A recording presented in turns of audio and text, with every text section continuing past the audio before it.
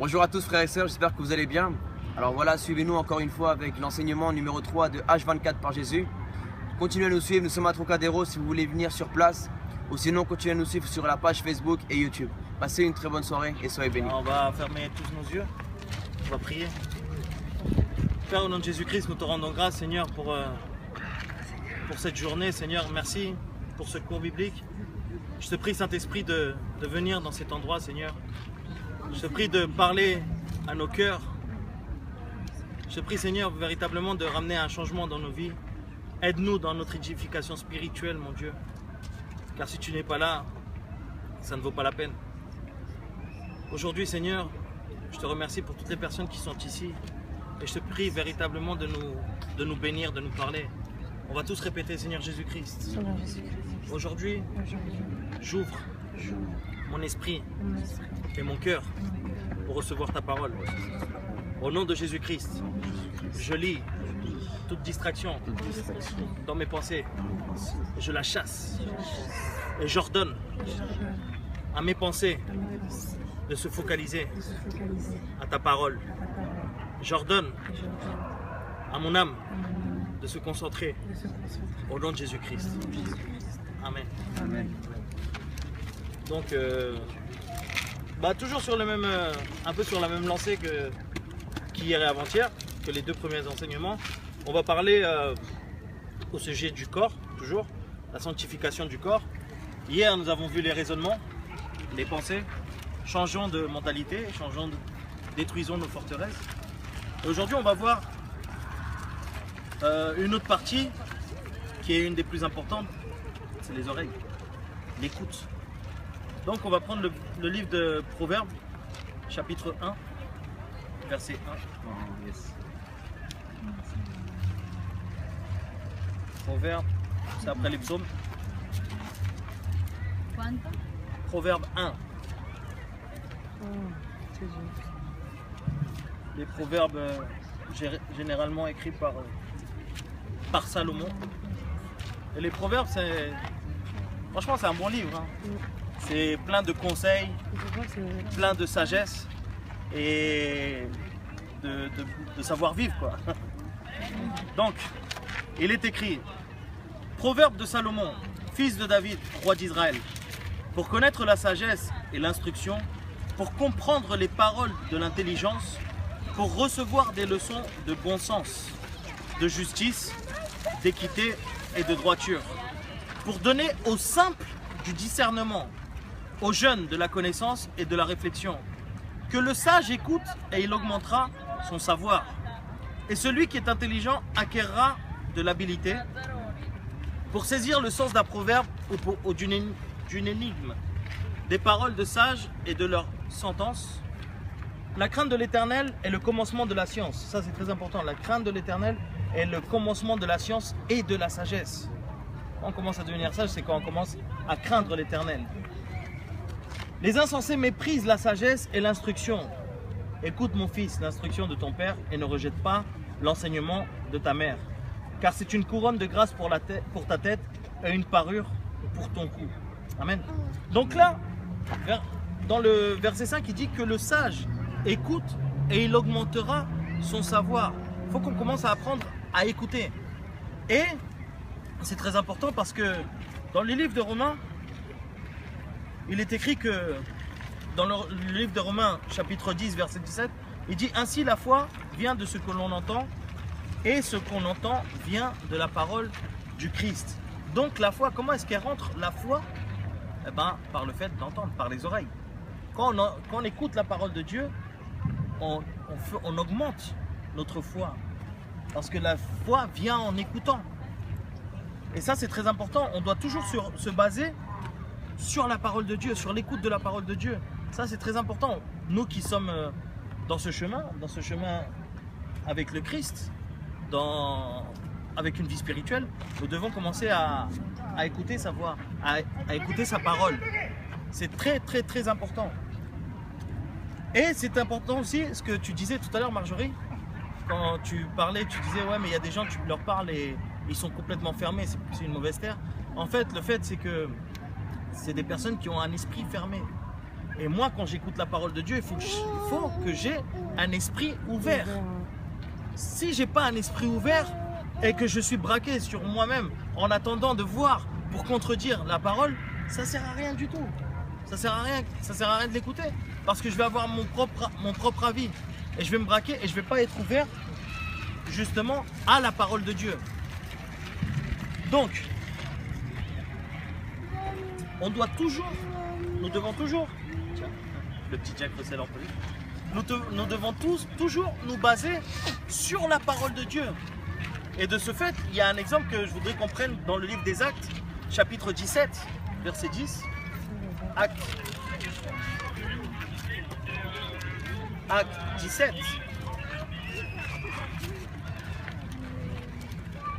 Acte 17, verset 10.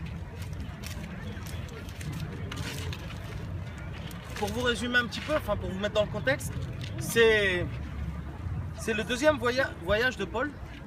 Et Paul, c'était une personne qui évangélisait beaucoup. C'était un missionnaire, c'était un apôtre. Et il allait de ville en ville en prêchant la parole de Dieu. Et il y avait des villes qui recevaient la parole de Dieu. En soi, tout le monde recevait la parole de Dieu.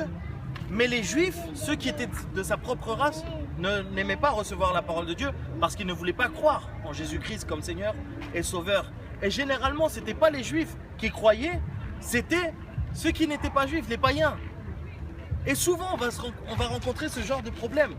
Lorsqu'on va parler de Jésus-Christ, il y a des gens qui ont des années dans l'évangile, ils vont peut-être nous mépriser parce que ça fait peut-être pas longtemps qu'on est dans les chemins du Seigneur.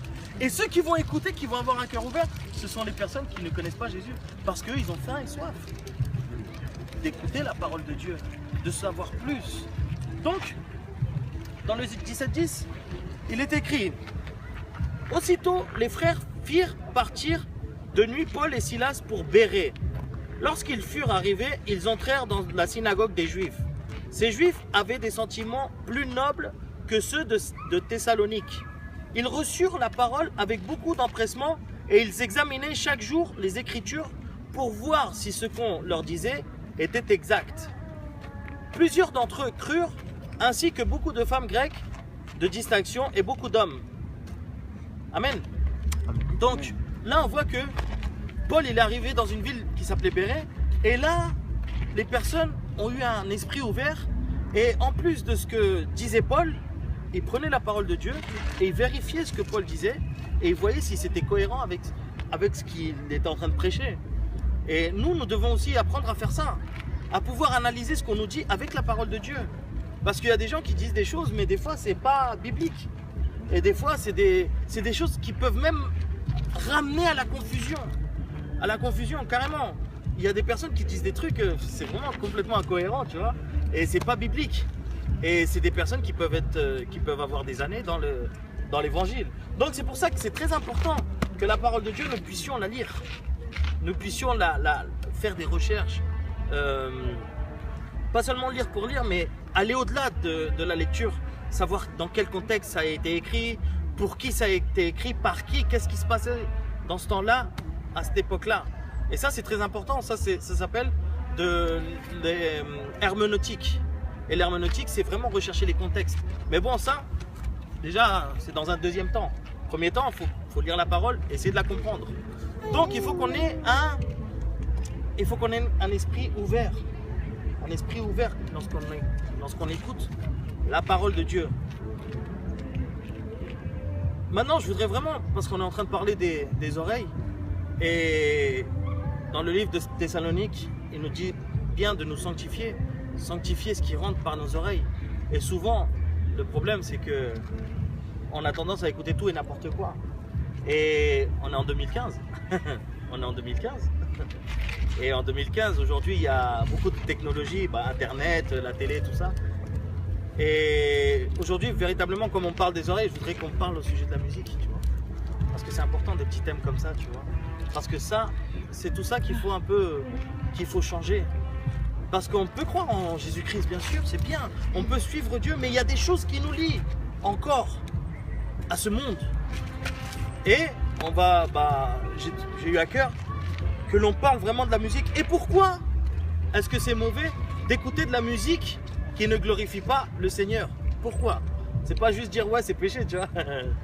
Parce que sinon ça sert à rien. On va vraiment le voir. Déjà on va voir les origines de la musique. Quand est-ce que ça a été créé, la musique?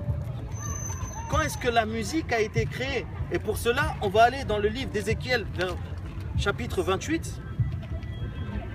Ézéchiel 28, verset 12 au 19. C'est Ézéchiel 28. Est-ce que vous l'avez? Vous me faites un petit signe. 28. On a de la musique, tu vois. En parlant de la musique.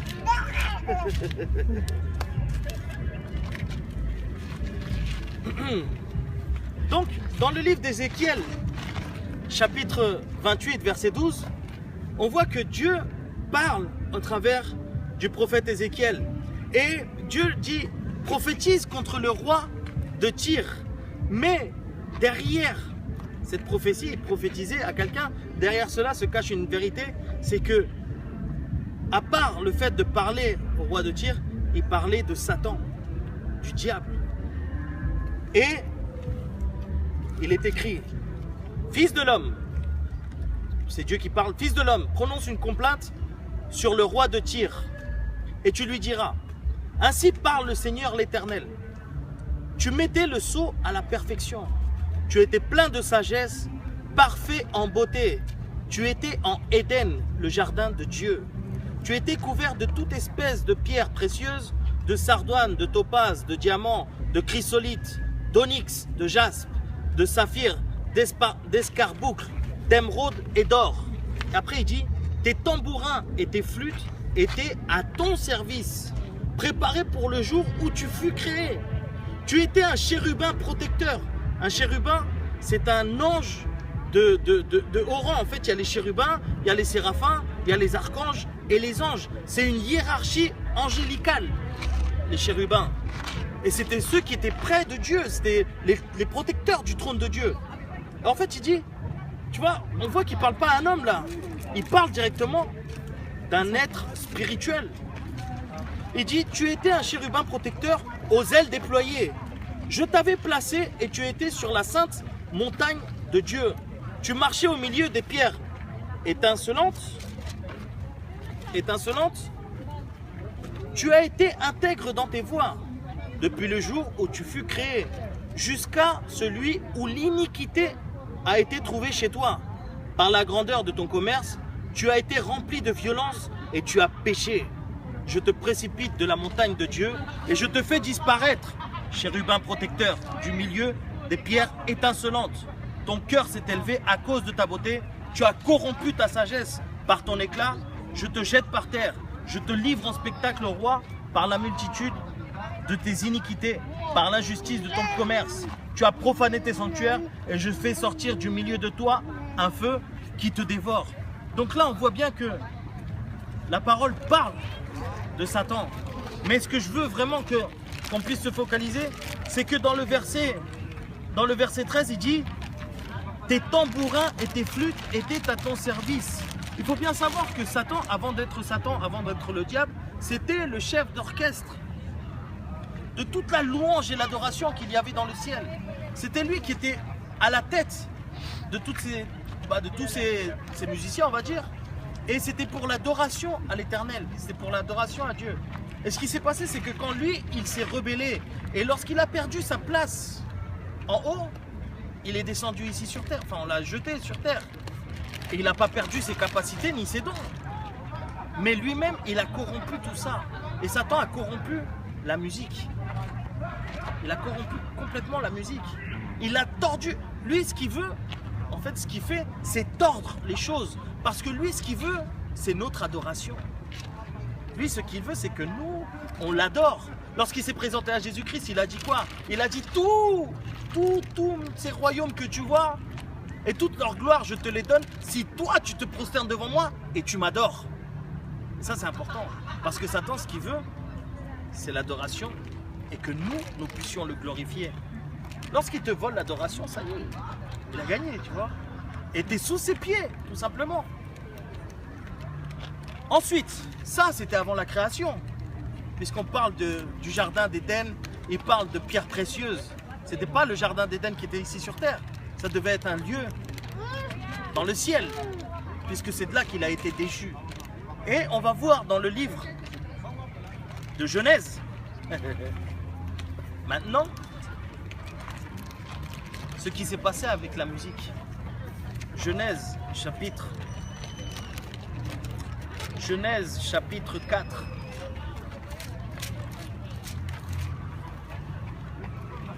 Parce que Satan, il a continué à œuvrer. Genèse chapitre 4.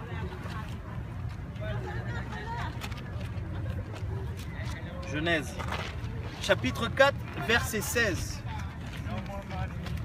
Là, il parle de la postérité de Caïn. C'était qui Caïn?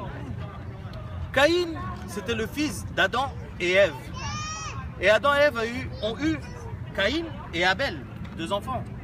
Et il s'avère qu'un jour, Dieu leur a demandé une offrande. Et Abel a ramené un sacrifice des animaux dont il s'occupait. Et Caïn a ramené des aliments, de la terre, des légumes. Et ils ont offert les deux un holocauste, une offrande à Dieu. Mais Dieu a préféré l'offrande d'Abel. Et il s'avère que Caïn il a eu la rage. Il était jaloux que Dieu il ait préféré l'offrande d'Abel. Et ce qui s'est passé, c'est que Caïn a tué Abel. Il l'a appelé dans le champ. Et lorsqu'Abel est arrivé, il l'a tué. Il a tué son propre frère. Et à cause de cela, Dieu a lancé une malédiction sur lui. Mais il lui a dit, celui qui lève sa main contre toi, c'est moi qui le tuerai. Donc, pars. Mais voilà, tu as été déchu. Tu as tué ton propre frère. Et on voit dans le verset 16, il dit, puis Caïn s'éloigna de la face de l'Éternel et habita dans la terre de Nod, à l'orient d'Éden. Tu vois ce qu'il dit au début? Puis Caïn s'éloigna de la face de l'Éternel. Ce qui veut dire que Caïn était loin de Dieu. Caïn n'était plus près de Dieu. Il s'est éloigné de Dieu. Il a tourné le dos à Dieu. Et il est écrit dans le 17, Caïn connut sa femme, ce qui veut dire qu'il a eu des relations avec elle. Elle conçut et enfanta Enoch. Il bâtit ensuite une ville et donna à cette ville le nom de son fils Enoch. Enoch engendra Irad. Irad engendra Méhujaël. Méhujaël engendra Méthushaël. Et Méthushaël engendra Lémec. Et Lémec prit 2 femmes. Le nom de l'une était Ada et le nom de l'autre était Tsila. Jusqu'à ce moment-là, les hommes avaient qu'une seule femme. Jusqu'à Lamec. Et à partir de Lamec, il a eu 2 femmes. On voit la polygamie qui a commencé là. Et c'était pas établi à l'homme d'avoir plusieurs femmes, tu vois. L'homme s'était établi d'avoir une seule femme. Déjà là, le péché est allé encore plus loin. D'abord, c'était le meurtre d'Abel. Et ensuite, comme c'est des générations qui se passent, là, le gars, il a eu 2 femmes, tu vois. Et le nom de l'une était Ada et le nom de l'autre était Tsila. Et Ada enfanta Jabal. Il fut le père de ceux qui habitaient sous des tentes et près des troupeaux. Et le nom de son frère était Jubal. Il fut le père de tous ceux qui jouent de la harpe et du chalumeau. Et Tsila, de son côté, enfanta Tubal-Caïn, qui forgeait les instruments d'airain de fer. Et la sœur de Tubal-Caïn était Nama. Là, on voit que d'une des descendances de Caïn est né justement celui qui était le père de l'harpe et du chalumeau, de la musique. De quel genre de musique? Puisque son arrière-arrière-grand-père s'était éloigné de Dieu. C'était une musique qui ne glorifiait pas Dieu. C'était le début de la musique mondaine. Tu vois? Ça remonte depuis le livre de Genèse. Et après ça, il y en a un autre qui était le père de tous ceux qui faisaient des instruments d'airain et de fer, des armes pour tuer. Tu vois? C'est fort. C'est fort. Comment depuis la Genèse, on voit l'origine de la musique du monde, on va dire. Et comme c'était des gens qui étaient éloignés de Dieu, c'était pas de la musique qui glorifiait Dieu. C'était de la musique qui glorifiait d'autres dieux. Parce que la musique, ça va toujours glorifier des dieux. Mais toi, tu te rends pas compte. Parce que la Bible dit que nous périssons à cause de notre manque de connaissances. Mais on va voir tout ça. Et j'espère que c'est pas trop long, ça va? Non, j'écoute. J'écoute. Je savais même pas que Nathanaël, ils avaient un enfant. Ils en ont eu 2. Ils en ont eu 3. Je viens d'apprendre quelque chose. Parce qu'après que Caïn est parti, Abel était mort, ils ont eu un 3e. Et c'était 7. Et de 7 est venue la descendance de Jésus-Christ, tu vois. Et la génération de 7, c'était la génération qui ont servi l'Éternel, tu vois. Où il y a eu Abraham, Isaac, Jacob et compagnie.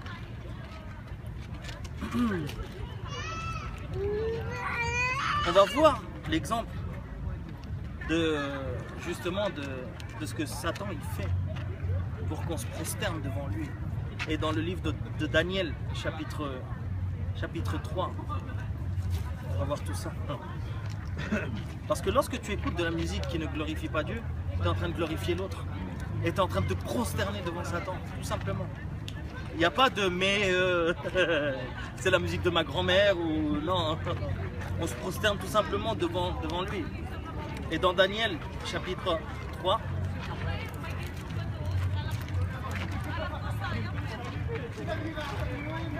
verset 4,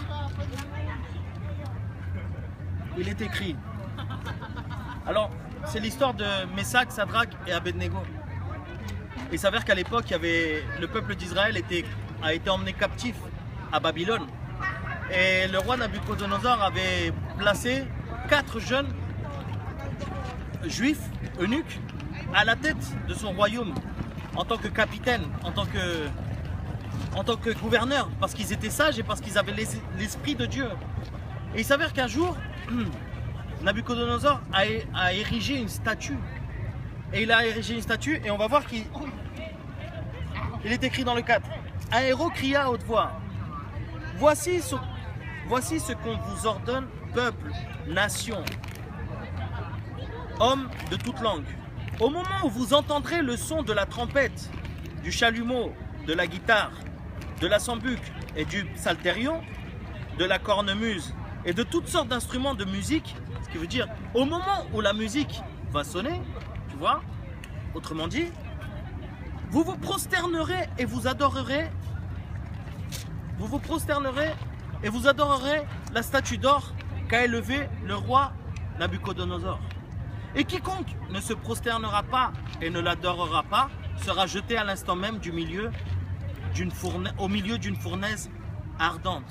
C'est pourquoi au moment où tous les peuples entendirent le son de la trompette, du chalumeau, de la guitare, de la sambuc, du psalterion et de toutes sortes d'instruments de musique, tous les peuples, les nations, les hommes de toute langue se prosternèrent et adorèrent la statue d'or qu'avait élevée le roi Nabuchodonosor.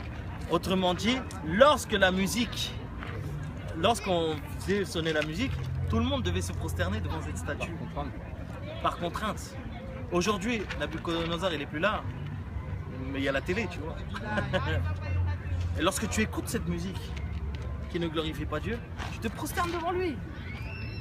Spirituellement parlant, c'est pas que tu te mets à genoux devant ta télé, tu vois.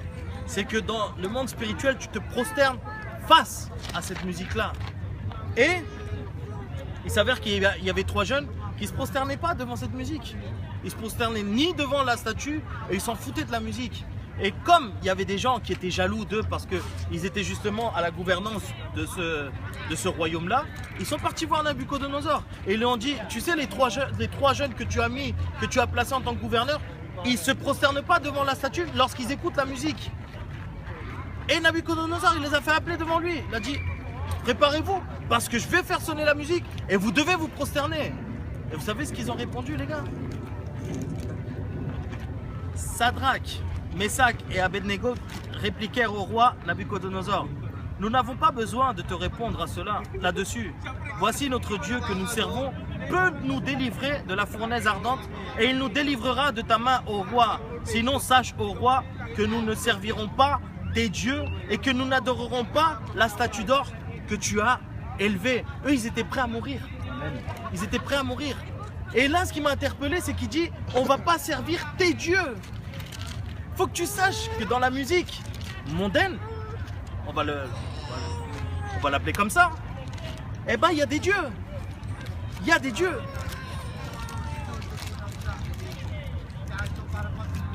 La statue, ça représente les faux dieux. Et dépendamment de la musique, les idoles vont être quoi?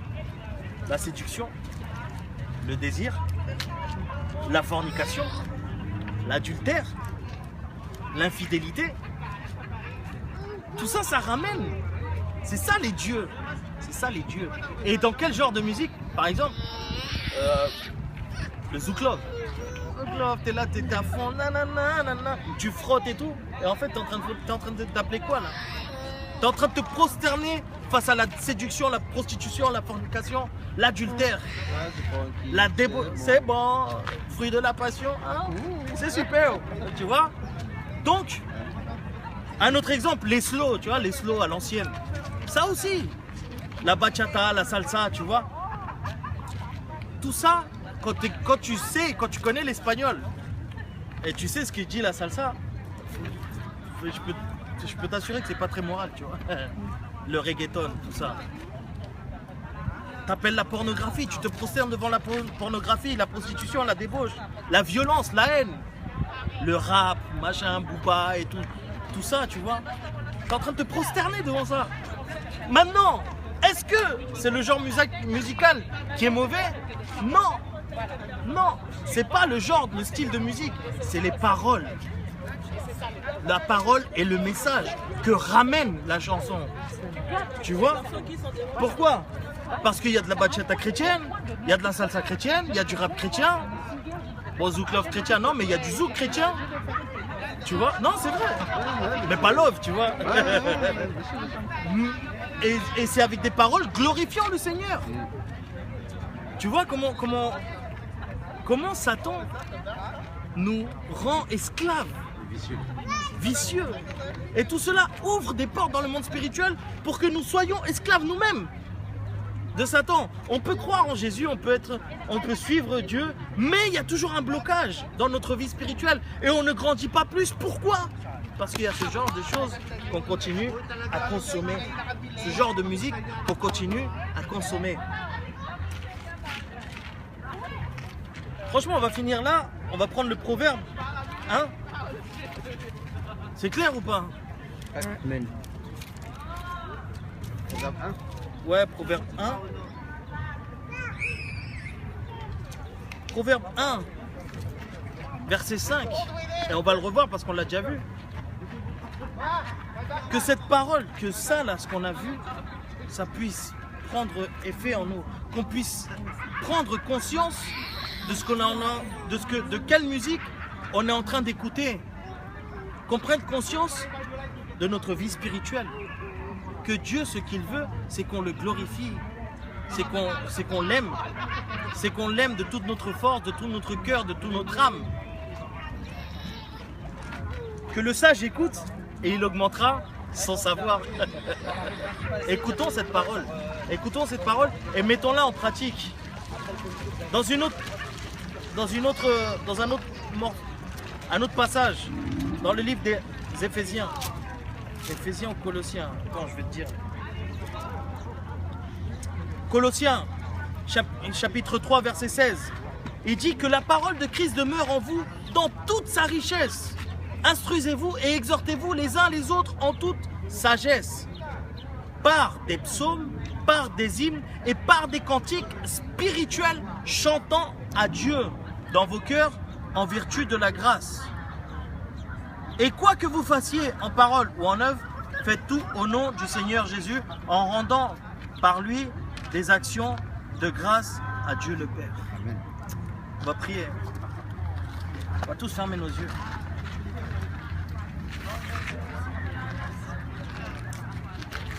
Merci Seigneur pour ta parole. Merci mon Dieu, car je sais que tu nous as parlé ce soir. On va tous répéter, Seigneur Jésus-Christ. Seigneur Jésus-Christ, Aujourd'hui je te demande pardon je te demande pardon parce que j'ai glorifié parce que j'ai glorifié les ténèbres les ténèbres par la musique que j'ai écoutée. par la musique que j'ai écoutée. Mais aujourd'hui, Mais aujourd'hui, Je sais que cette parole Je sais que cette parole m'a rendu libre. m'a rendu libre. Et aujourd'hui, je renonce Et aujourd'hui, je renonce à tous les esprits à tous les esprits qui sont rentrés qui sont rentrés par la musique, par la musique, qui ne te glorifient pas. qui ne te glorifient pas. Aujourd'hui, je renonce Aujourd'hui, je renonce à tous les faux sentiments à tous les faux sentiments qui sont venus qui sont venus à cause de la musique. à cause de la musique. Je renonce Je renonce à la pornographie, à la pornographie, à l'adultère, à l'adultère, à la fornication, à la fornication, à la haine, à la haine, à la violence, à la violence, à la séduction, à la séduction, à la prostitution, à la prostitution, qui sont venus qui sont venus à cause de la musique. à cause de la musique. Je renonce Je renonce à la dépression, à la dépression, à la mélancolie, à la et mélancolie. je la chasse de ma vie. Je la chasse de ma vie. Au nom de Jésus-Christ. Au nom de Jésus-Christ. Et je te prie, Seigneur, Et je te prie, Seigneur, de laver mes oreilles de laver mes oreilles avec ton sang précieux, avec ton sang précieux. que je puisse écouter Que je puisse écouter ta parole, ta parole, ta voix, Seigneur. ta voix, Seigneur. Aide-moi, Seigneur, Aide-moi, Seigneur, dans ma croissance dans ma spirituelle. croissance spirituelle. Au nom de Jésus-Christ. Au nom de Jésus-Christ. Merci, Seigneur. Merci, Seigneur. Amen. Amen. Amen, amen, amen.